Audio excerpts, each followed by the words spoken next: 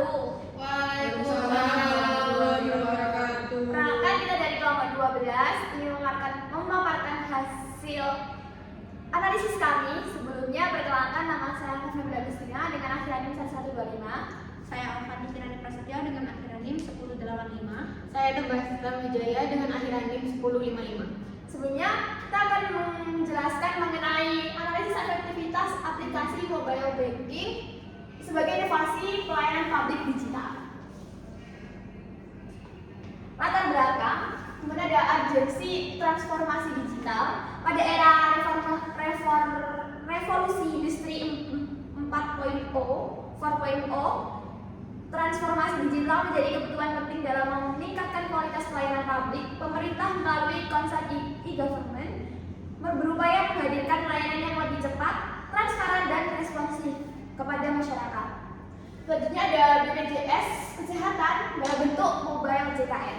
Salah satu bentuk implementasinya adalah aplikasi mobile JKN sendiri yang dikembangkan oleh BPJS Kesehatan. Aplikasi ini menjadi inovasi layanan kesehatan digital yang membantu masyarakat mengakses berbagai layanan kesehatan secara praktik melalui smartphone.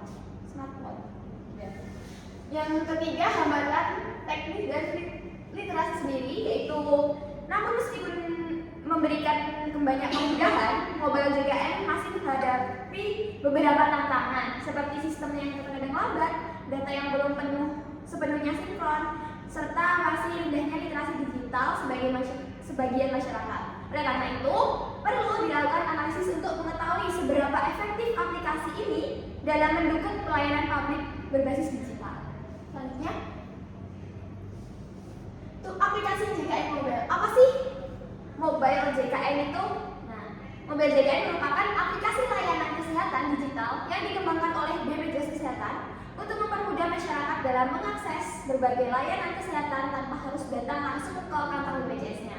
Melalui aplikasi ini, peserta dapat melakukan pengecekan status kepersehatan, pembayaran iuran, serta perubahan data, pendaftaran antrian online, konsultasi kesehatan, hingga penyampaian pengaduan layanan. Kehadiran mobile JKN menunjukkan penerapan e-government di bidang kesehatan karena mampu memberikan layanan yang cepat, efisien, dan mudah diakses kapan saja dan di mana saja.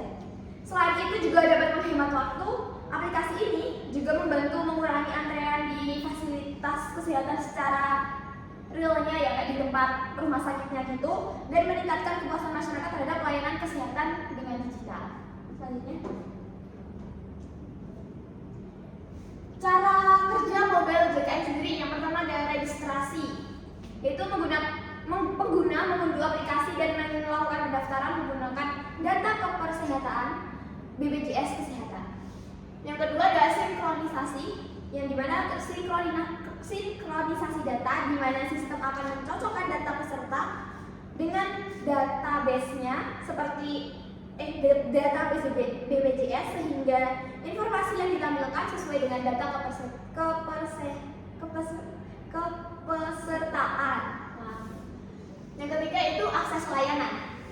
Akses layanan sendiri menggunakan data memanfaatkan berbagai fitur yang tersedia seperti antrian online, pengecekan tagihan, perubahan data, dan layanan kesehatan lainnya. Yang terakhir yaitu fasilitas kesehatan. Itu pengguna dapat memilih atau mencari fasilitas kesehatan yang bekerja sama dengan BPJS Kesehatan untuk mendapatkan pelayanan yang dibutuhkan. Nah, melalui proses tersebut, mobile JKN itu membantu masyarakat untuk memperoleh layanan kesehatan secara lebih mudah, cepat, dan efisien. Kalau selanjutnya, jelaskan tentang saya. Oke, saya lanjutkan untuk permasalahan aplikasi JKN Mobile. Nah, meskipun memiliki banyak manfaat, mobile JKN masih menghadapi beberapa permasalahan. Salah satu yang paling sering dikeluhkan pengguna adalah gangguan sistem. Misalnya aplikasi error, gagal login, loading terlalu lama, atau kode OTP yang tidak segera masuk. Nah, biasanya memang di aplikasi-aplikasi seperti ini kayak JKN Mobile, terus KAI Express, itu memang sering sekali terjadi error, gangguan sistem. Apalagi ketika pengguna sedang tinggi, itu sering sekali server itu menjadi lambat atau menjadi down sehingga aplikasi sulit diakses. Permasalahan lainnya adalah masih rendahnya literasi digital sebagai sebagian masyarakat. Tidak semua pengguna terbiasa menggunakan aplikasi digital, terutama kelompok lansia. Kemudian ada juga masalah sinkronisasi data, misalnya NIK yang tidak terbaca atau data peserta yang tidak sesuai dengan sistem.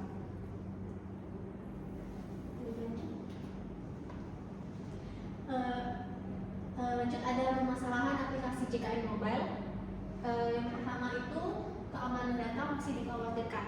Nah, sebagai masyarakat masih merasa khawatir terkait keamanan data pribadi mereka, mengingat aplikasi ini menyimpan informasi penting seperti identitas dan data kesehatan.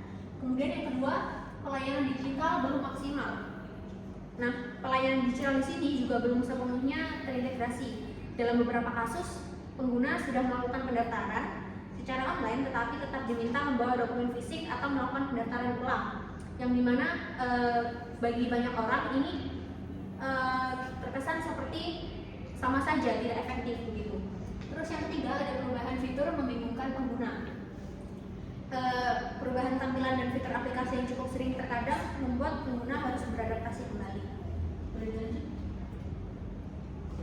Oke, lalu ada faktor penyebab dan dampaknya. Nah, kalau kita simpulkan, sebagian besar permasalahan tadi disebabkan oleh sistem yang belum sepenuhnya stabil, kapasitas server yang terkadang terbatas, dan kemampuan digital masyarakat yang masih beragam. Akibatnya, pelayanan yang seharusnya lebih mudah justru bisa terhambat.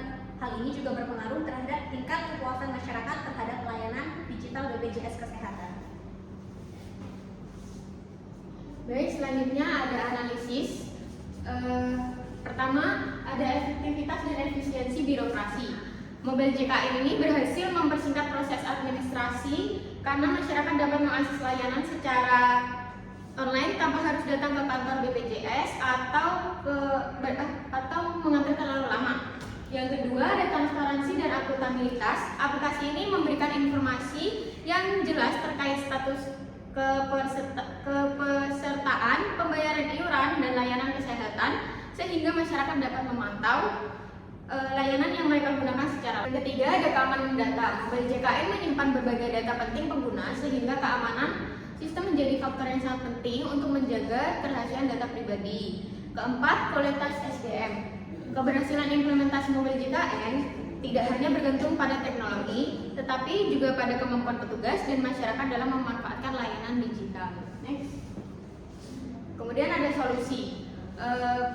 Solusi yang pertama itu ada perbaikan dan pengembangan sistem agar aplikasi lebih stabil dan mampu menangani jumlah pengguna yang besar tanpa mengalami gangguan. Yang kedua, ada meningkatkan kecepatan dan kualitas layanan digital sehingga pengguna dapat mengakses layanan kesehatan dengan lebih nyaman dan efisien.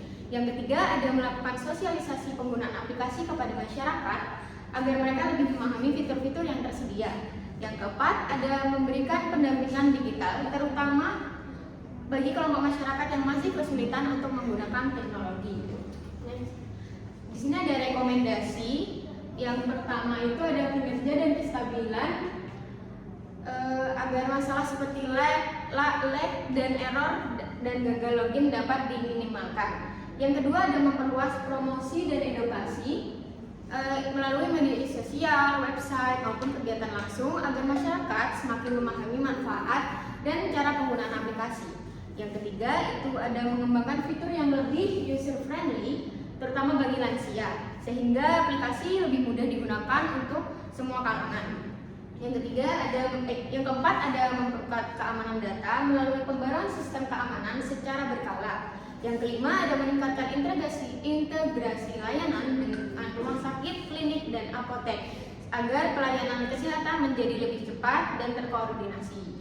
Yang terakhir ada belum yang terakhir yang terakhir ada evaluasi rutin berdasarkan masukan pengguna sehingga mobile JKN dapat terus berkembang dan menyesuaikan kebutuhan masyarakat. Kemudian dengan berbagai kelebihan dan tantangan yang ada, mobile JKN dapat dikatakan sebagai inovasi pelayanan publik digital yang cukup efektif. Namun masih memerlukan perbaikan berkelanjutan agar manfaatnya dapat dirasakan secara maksimal oleh seluruh masyarakat. Sekian dari kita.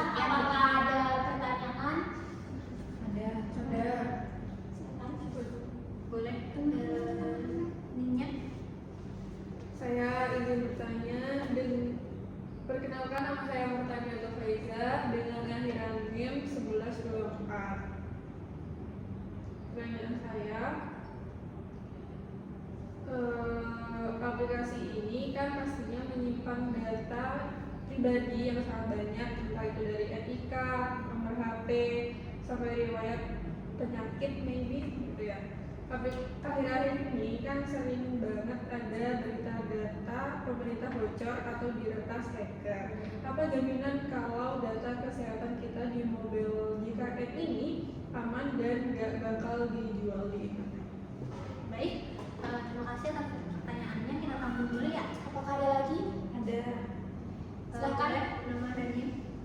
Sebelumnya, perkenalkan saya Nova April dengan akhiran NIM 1077.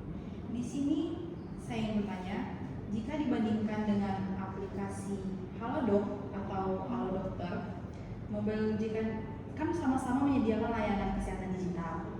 Namun, mengapa aplikasi mobil JKN ini masih sering mendapatkan keluhan terkait sistem, sinkronisasi data, dan pengalaman pengguna? Apakah perbedaan tersebut disebabkan oleh kualitas teknologi, komplikasi layanan publik, atau faktor birokrasi? Terima kasih. Ada pertanyaan satu lagi? Perkenalkan, nama saya Astrina Dinda dari NIM akhir 1092. Izin bertanya, kan tadi pada materi dijelaskan bahwa adanya literasi digital khususnya pada lansia itu menjadi salah satu hambatan penggunaan mobil JKN. Nah, jika pemerintah terus mendorong digitalisasi layanan kesehatan seperti mobil JKN ini, bagaimana cara memastikan bahwa kelompok masyarakat yang kurang melek teknologi itu agar tidak mengalami kesulitan untuk mengakses layanan kesehatannya? Terima kasih. Terima kasih. Baik, terima kasih atas pertanyaannya. Kami diskusikan terlebih dahulu. Iya.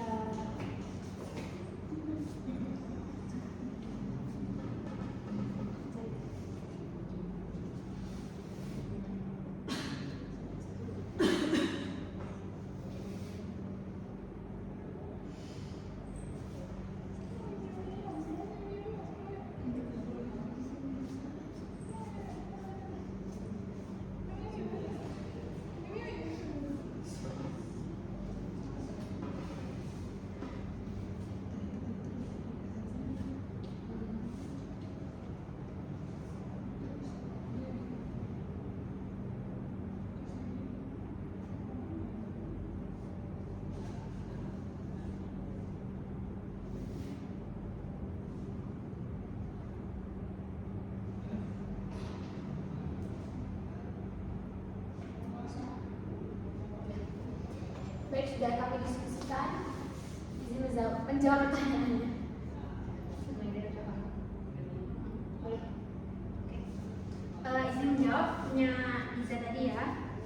Memang benar bahwa mobil JKN menyimpan data yang sangat sensitif kayak contohnya NIK, terus nomor telepon dan lain-lain. Nah, maka dari itu BPJS ini punya sistem namanya enskripsi data. Nah, tujuannya biar informasi yang dikirim dan disimpan tidak bisa dibaca sembarangan oleh pihak yang tidak berwenang. Nah, selain itu, akses terhadap data juga seharusnya dibatasi. Tidak semua pegawai atau pihak yang bekerja sama dengan BPJS dapat melihat seluruh data pengguna. Ada sistem otorisasi dan kontrol akses yang mengatur siapa yang boleh mengakses data tertentu. Namun sebenarnya tidak ada sistem digital yang bisa dijamin 100% kebal dari resiko peretasan. Bahkan lembaga besar di berbagai negara pun pernah mengalami kebocoran data pastinya kan. Seperti yang kasus-kasus yang sudah terjadi, bahkan di negara-negara maju pun juga masih bisa terjadi kebocoran data. Nah, yang bisa dilakukan adalah meminimalisir risiko melalui pemburuan sistem keamanan secara berkala, audit keamanan cyber, pemantauan aktivitas mencurigakan, dan respon cepat jika terjadi insiden. Jadi menurut kelompok kami, jaminan keamanan bukan berarti data pasti tidak akan pernah bocor, tetapi bagaimana BPJS mampu menunjukkan bahwa mereka memiliki sistem perlindungan yang kuat, transparan, dan terus diperbarui agar risiko kebocoran data ditekan semaksimal mungkin. Apakah ada feedback? Sudah cukup. Terima kasih. Saya akan menjawab pertanyaan Astri. Menurut saya sendiri itu digital kan layanan kesehatan memang memberikan banyak manfaat, tetapi pemerintah itu harus ikut harus memastikan bahwa seluruh lapisan masyarakat itu dapat mengakses layanan tersebut secara setara. Nah, untuk kelompok lansia atau masyarakat yang belum terbiasa menggunakan teknologi, itu pemerintah dan BPJS perlu menyediakan edukasi dan pendampingan penggunaan mobile JKN secara berkala. Kemudian desain aplikasi itu juga perlu dibuat lebih ramah pengguna. Misalnya dengan tampilan yang sederhana, ukuran huruf yang lebih besar agar para lansia itu dapat kelihatan dengan jelas, serta petunjuk penggunaan yang mudah dipahami, nggak terlalu ribet gitu. Dengan cara tersebut, digitalisasi dapat meningkatkan efisiensi pelayanan tanpa menimbulkan kesenjangan akses bagi kelompok tertentu, khususnya pada kelompok lansia tersebut. Apakah ada tips? Terima kasih. Baik, saya akan menjawab pertanyaan dari Nova. Menurut saya, keluhan pada mobil JKN itu tidak hanya disebabkan oleh kualitas teknologi, tetapi lebih karena kompleksitas layanan publik dan birokrasi yang harus dikelola. Jika dibandingkan dengan Halodoc atau Alodokter, kedua aplikasi tersebut memang memiliki layanan yang lebih spesifik, seperti konsultasi dokter atau pembelian obat. Sementara itu, mobil JKN harus mengelola data kepesertaan jutaan masyarakat serta terhubung dengan berbagai fasilitas kesehatan, data kependudukan, dan regulasi pemerintah. Kondisi tersebut membuat proses integrasi dan sinkronasi data menjadi lebih rumit. Ketika terjadi gangguan pada salah satu sistem yang terhubung, pengguna dapat merasakan dampaknya, seperti data yang tidak sinkron atau layanan yang sulit diakses. Namun, kompleksitas tersebut tidak boleh menjadi alasan menurunnya kualitas pelayanan sebagai layanan publik. Mobil JKN perlu terus meningkatkan pengalaman pengguna, memperbaiki sistem, dan mengadopsi praktik terbaik dari aplikasi swasta agar pelayanan yang diberikan lebih cepat, mudah, dan nyaman bagi masyarakat. Apakah ada kritik?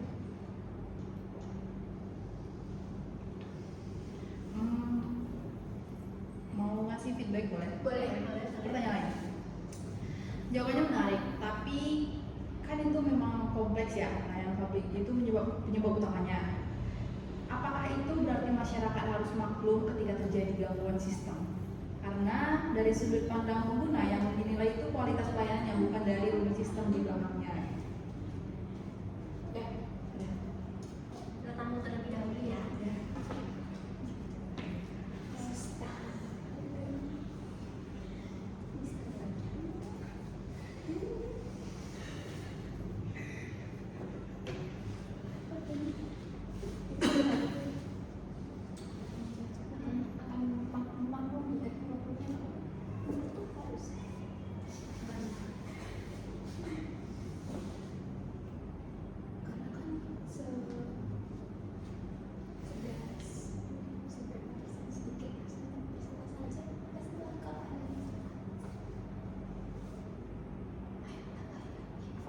Saya akan menjawab feedback tadi. Menurut saya tidak, kompleksitas layanan publik memang tidak bisa menjelaskan mengapa gangguan sistem itu terjadi, tetapi tidak bisa menjadikan alasan agar masyarakat memaklumi terus-menerus. Apalagi mobil JKN berkaitan dengan akses layanan kesehatan ya.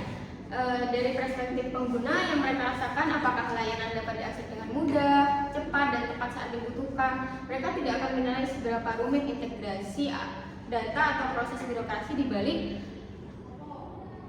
sistem tersebut. Justru karena layanan publik memiliki cakupan yang sangat luas dan menyangkut kepentingan masyarakat banyak, pemerintah memiliki tanggung jawab yang lebih besar untuk memastikan sistem berjalan secara andal. Kompleksitas seharusnya menjadi tantangan yang harus dikelola oleh penyelenggara layanan, bukan menjadi beban yang ditanggung oleh masyarakat.